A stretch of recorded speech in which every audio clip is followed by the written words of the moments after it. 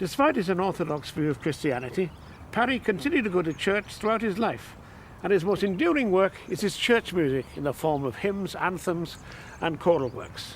One man who influenced Parry greatly was S.S. Wesley, himself a composer and an organist here in Winchester Cathedral, whom Parry frequently visited as a prep school boy.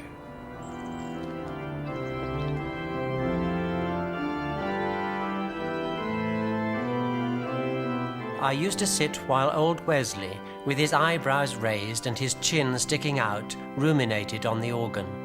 He was awfully kind to me. David, what do you think the young Parry would have learned from his visits to the cathedral and from Wesley?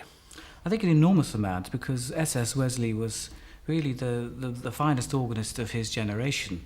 And when Parry came to listen to him, he would sit at the bench and watch him. And so in a way, this must have been something which was very special to be part of. And also the fact that S.S. Wesley was really spearheading a revival in church music at that time. This must have influenced Parry as he went through his life. What contribution to the cathedral tradition do you think Parry made? After all, he wasn't as well known as Elgar or Vaughan Williams, was he? Why is that? Well, his life wasn't really connected with the church. He didn't actually hold a church position, and he was essentially a teacher and academic, as well as being a composer.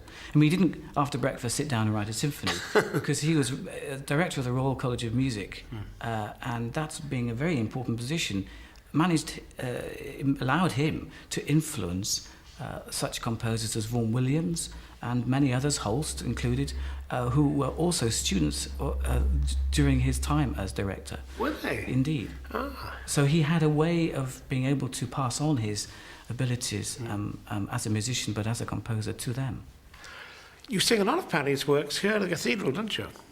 Yes, we sing the famous I Was Glad and Blessed Pair of Sirens, and also the songs of farewell, which really are very special. They were composed near the end of his life, and clearly, as he was creating them, he must have been thinking about the future and what it was going to hold. And they are very spiritual pieces which have a tremendous directness of emotion.